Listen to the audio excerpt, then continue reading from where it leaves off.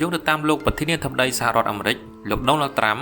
បានប្រកាសនៅពាក់កណ្ដាលយប់រំលឹកអធ្រាត្រចូលថ្ងៃសៅរ៍ទី13ខែធ្នូនេះថាថៃនិងកម្ពុជាបានយល់ព្រមលើបទឈប់បាញ់គ្នាទាំងស្រុងហើយក៏បានត្រឡប់ទៅគោរពតាមកិច្ចព្រមព្រៀងសន្តិភាពក្រុងកូឡាឡាំពួរដែលបានសម្រេចកាលពីចុងខែតុលាការប្រកាសនេះធ្វើឡើងបន្ទាប់ពីលោកត្រាំបានសន្ទនាតាមទូរស័ព្ទជាមួយលោកនាយករដ្ឋមន្ត្រីថៃលោកអនុទានឆាន់វីរៈគុលនិងនាយករដ្ឋមន្ត្រីកម្ពុជាសម្ដេចធិបតីហ៊ុនម៉ាណែតនៅល្ងាចថ្ងៃសុក្រពេលព្រឹកថ្ងៃដដែលនៅទីក្រុងវ៉ាស៊ីនតោនដើម្បីពិភាក្សាអំពីចំនួនប្រដាប់អាវុធតាមព្រំដែនដែលទើបតែផ្ទុះឡើងជាថ្មីក្នុងសារបង្ហោះលើបណ្ដាញសង្គម Truth Social លោកត្រាំបានអះអាងថាភាគីទាំងពីរបានយល់ព្រមឈប់បាញ់ចាប់ពីល្ងាចថ្ងៃសុក្រនៅសហរដ្ឋអាមេរិកដែលស្មើនឹងព្រឹកថ្ងៃសៅរ៍នៅកម្ពុជាហើយនឹងត្រឡប់ទៅអនុវត្តកិច្ចព្រមព្រៀងសន្តិភាពដើម្បីបានសម្រេចឡើងវិញដែលមានជំនួយពីនាយករដ្ឋមន្ត្រីម៉ាឡេស៊ីលោកអាន់វ៉ាអ៊ីប្រាហ៊ីមលោកត្រាំក៏បានលើកឡើងថាព្រឹត្តិការណ៍ដើរជន់មីនដែលបណ្ដាលឲ្យទាហានថៃស្លាប់និងរងរបួសជាច្រើនអ្នកនោះគឺជាគ្រោះថ្នាក់ដោយចៃដន្យប៉ុន្តែបានទទួលស្គាល់ថាថៃបានឆ្លើយតបយ៉ាងខ្លាំងក្លាវាជាកិត្តិយសមួយសម្រាប់លោកក្នុងការចូលរួមដោះស្រាយចំនួនមួយដែលអាចវិវត្តទៅជាសង្គ្រាមទ្រង់ទ្រាយធំបានគូបញ្ជាក់ផងដែរថាចំនួនចុងក្រោយនេះបានផ្ទុះឡើងកាលពីថ្ងៃអាទិត្យដោយកម្ពុជាចោទប្រកាន់ថៃថាបានរំលោភកិច្ចព្រមព្រៀងសន្តិភាពបង្កហេតុនិងឈ្លានពានទឹកដីកម្ពុជាភាពតានតឹងបានកើនឡើងបន្ទាប់ពីថៃបានវាយប្រហារលើទីតាំងយោធា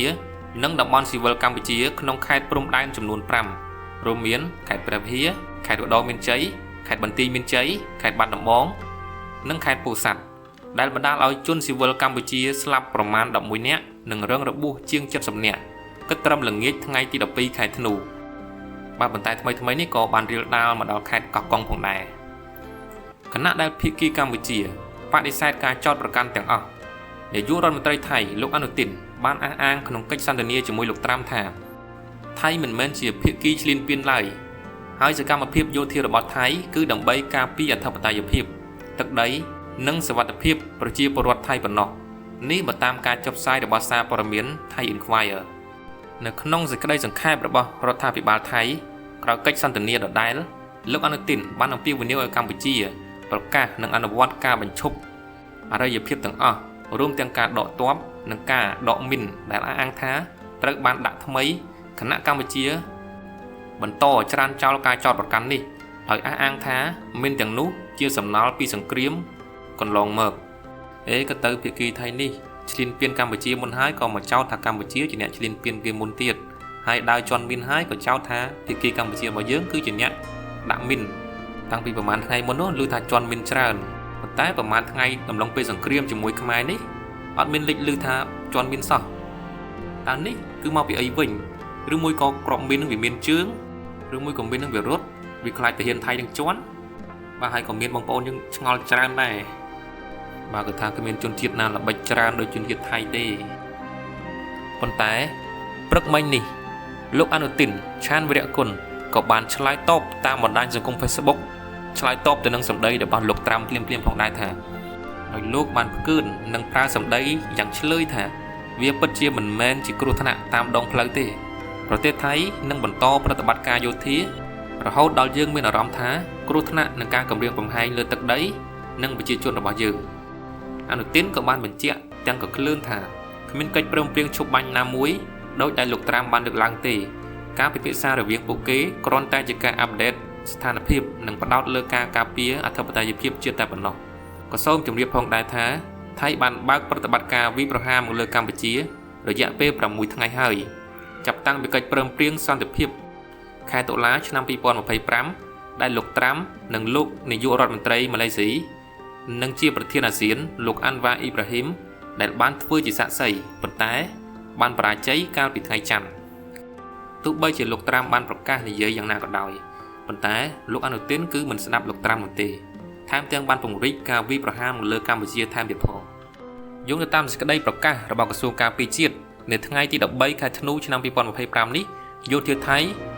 បានបន្តការបាញ់ប្រហារមកលើកងកម្លាំងកម្ពុជារបស់យើងនៅយុទ្ធភូមិភាគទី5នៅព្រឹកថ្ងៃទី13ខែធ្នូឆ្នាំ2025នេះនៅម៉ោង 1:34 នាទីរំលងអធ្រាត្រយោធាថៃបានបាញ់ប្លង់ចូលមកភូមិសាស្ត្រភូមិជោគជ័យ នៅម៉ោង 1:45 នាទីយោធាថៃបានបាញ់ប្លង់ចូលភូមិសាស្ត្រភូមិព្រៃច័ន្ទនាម៉ោង 2:56 នាទីយោធាថៃបានប្រើប្រាស់កាំភ្លើងធំចំនួន 2 គ្រាប់នៅភូមិសាស្ត្រឃុំថ្មដានាម៉ោង 5:50 នាទីយោធាថៃបានបាញ់កំទេចគោលដៅអគារសណ្ឋាគារនៅភូមិសាស្ត្រឃុំថ្មដាចំនួន 1 គ្រាប់នៅម៉ោង 5:55 នាទីយោធាថៃបានបាញ់កំទេចគោលដៅអគារសណ្ឋាគារនៅភូមិសាស្ត្រឃុំថ្មដាចំនួន 1 គ្រាប់នៅម៉ោង 5:56 នាទីយោធាថៃបានប្រើប្រាស់យន្តហោះចម្បាំង S-16 ទម្លាក់គ្រាប់បែកចំនួន 7 គ្រាប់នៅភូមិសាស្ត្រឃុំថ្មដាស្រុកវាលវែងខេត្តពោធិ៍សាត់នាម៉ោង 6:02 នាទីយោធាថៃបានកំទេចគោលដៅស្ពានជ័យជំនះចំនួន 1 គ្រាប់នាម៉ោង 6:02 នាទីយោធាថៃបានបាញ់កំទេចគោលដៅស្ពានជ័យជំនះចំនួន 1 គ្រាប់ទៀតនាម៉ោង 6:12 នាទីយោធាថៃបានបាញ់កំទេចស្ពានគោលដៅជ័យជំនះស្ពានចាស់ចំនួន 1 គ្រាប់ទៀតនាម៉ោង 6:35 នាទីយោធាថៃបានបាញ់ប្លង់ចូលភូមិសាស្ត្រភូមិជោគជ័យនាម៉ោង 7:06 នាទីយោធាថៃបានបាញ់បន្តប្លង់ចូលភូមិសាស្ត្រភូមិជោគជ័យនិងភូមិព្រៃច័ន្ទនាម៉ោង 8:00 នាទីយោធាថៃបានបាញ់ប្លង់ចូលភូមិសាស្ត្រភូមិព្រៃច័ន្ទមិនតែប៉ុណ្ណោះ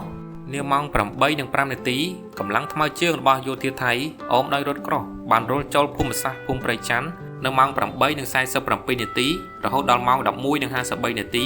យោធាថៃបានបាញ់ប្លង់ចូលភូមិសាស្ត្រភូមិព្រៃច័ន្ទរហូតមកដល់ម៉ោង 3:30 នាទីថ្ងៃយោធាថៃបានបន្តប្រើប្រាស់យន្តហោះចម្បាំងប្រភេទ S-16 ទម្លាក់គ្រាប់បែកកំទេចស្ពានគោលដៅស្ពានជ័យជំនះចំនួន 1 គ្រាប់នាម៉ោង 3:34 នាទីយោធាថៃបានប្រើប្រាស់យន្តហោះចម្បាំងប្រភេទ S-16 ទម្លាក់គ្រាប់បែកកំទេចគោលដៅស្ពានជ័យជំនះចំនួន 1 គ្រាប់ទៀតនាម៉ោង 3:41 នាទីយោធាថៃបានប្រើប្រាស់យន្តហោះចម្បាំងប្រភេទ S-16 ទម្លាក់គ្រាប់បែកកំទេចគោលដៅស្ពានជ័យជំនះចំនួន 1 គ្រាប់បន្ថែមទៀតមិនតែប៉ុណ្ណោះយោធាថៃបានបើកការវាយប្រហារតាមផ្លូវទឹកនៅក្នុងខេត្តកោះកុងផងដែរ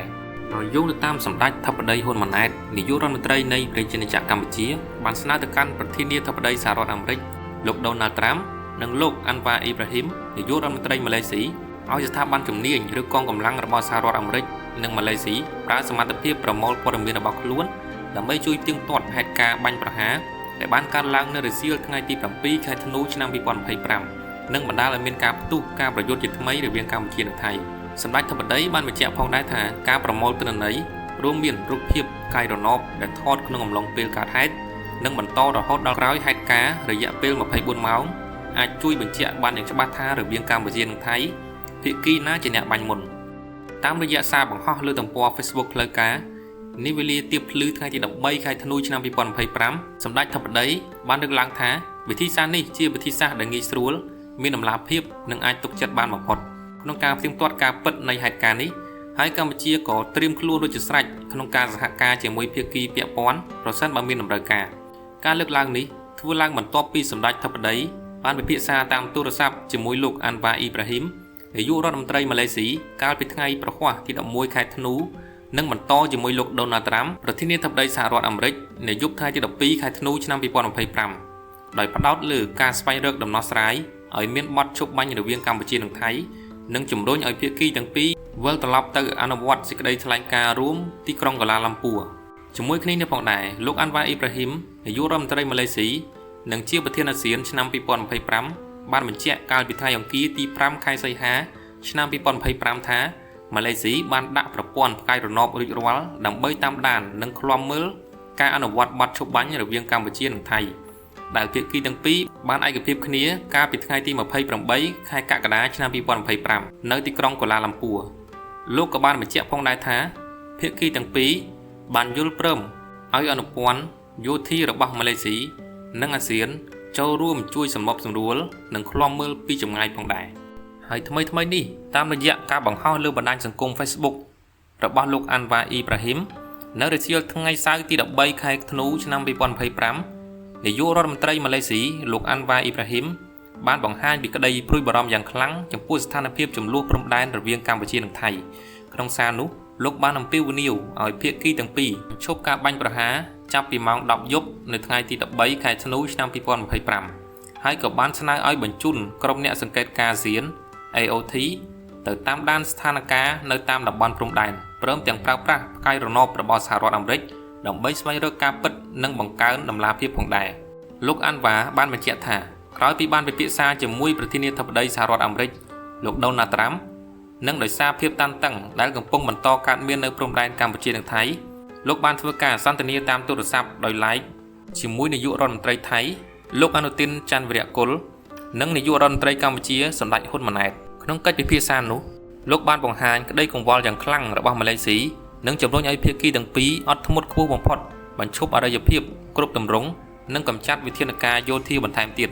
រួមទាំងការប្រើប្រាស់អំពើហិង្សាឬការចល័តកងកម្លាំងប្រដាប់អាវុធទៅជួរមុខដោយចាប់ផ្ដើមអនុវត្តចាប់ពីម៉ោង 10 យប់ថ្ងៃទី 13 ខែធ្នូ ឆ្នាំ 2025 ដើម្បីគាំទ្រដល់កិច្ចខិតខំប្រឹងប្រែងក្នុងការសម្រួលភាពតានតឹងនិងបង្កើនដំណាភាពម៉ាឡេស៊ីបានស្នើឲ្យចាត់តាំងក្រុមអ្នកសង្កេតការណ៍អាស៊ាន AOT ដែលដឹកនាំដោយមេបញ្ជាការកងកម្លាំងម៉ាឡេស៊ីដើម្បីតាមដានស្ថានភាពនៅតំបន់ព្រំដែនដោយផ្ទាល់បេសកកម្មនេះនឹងទទួលបានការគាំទ្រផងដែរពីការត្រួតពិនិត្យតាមផ្កាយរណបដែលផ្ដល់ដោយរដ្ឋាភិបាលសហរដ្ឋអាមេរិកលោកក៏បានបន្ថែមផងដែរថាទិន្នន័យពីផ្កាយរណបនិងព័ត៌មានដែលប្រមូលបាននៅនឹងកន្លែងនឹងត្រូវក្រុម AOT ប្រមូលនិងបង្ហាញជូនក្នុងកិច្ចប្រជុំរដ្ឋមន្ត្រីការបរទេសអាស៊ានដែលគ្រោងធ្វើឡើងនៅថ្ងៃអង្គារទី 16 ខែធ្នូរបាយការណ៍នេះនឹងផ្ដល់ព័ត៌មានយ៉ាងច្បាស់លាស់និងមានគោលបំណងអំពីស្ថានភាពជាក់ស្ដែងរួមទាំងទីតាំងរបស់ភាគីទាំងពីរគណនេយ្យភាពការកសាងទំនុកចិត្តក៏ដូចជាការថែរក្សាសន្តិភាពនិងស្ថិរភាពក្នុងតំបន់ជាមួយគ្នានេះដែរម៉ាឡេស៊ីបានអះអាងថានឹងបន្តធ្វើការយ៉ាងជិតស្និទ្ធជាមួយដៃគូអាស៊ាននិងសហគមន៍អន្តរជាតិដើម្បីធានាឲ្យការសន្ទនាការអត់ធ្មត់និងការទូតត្រូវបានលើកកម្ពស់ដើម្បីដោះស្រាយវិបត្តិនេះដោយសន្តិវិធីយើងសង្ឃឹមថាប្រទេសកម្ពុជាយើងនឹងឆាប់ទទួលបាននូវយុត្តិធម៌និងសន្តិភាពនៅពេលឆាប់ខាងមុខនេះនឹងឈានទៅដល់ការបញ្ចប់សង្គ្រាមផងដែរហើយអំឡុងពេលនេះអ្វីដែលយើងគួរធ្វើយើងគួរទៅរួមគ្នាជួយគ្នាទៅវិញទៅមកស្រឡាញ់គ្នាជាពិសេសក៏សូមជួយលើកទឹកចិត្តទៅដល់បងកងទ័ពយើងទាំងអស់ក៏ដូចជាជួយឧបត្ថម្ភគាំទ្រទៅដល់ជនភៀសសឹកបាទយើងទៅតាមលទ្ធភាពដែលយើងអាចជួយបានអំឡុងពេលនេះការសាមគ្គីភាពគឺជារឿងមួយដ៏សំខាន់ចង្កឹះមួយបាច់កាច់មិនបាក់ឲ្យតែយើងមានសាមគ្គីភាពនោះយើងនឹងទទួលបានជ័យជំនះ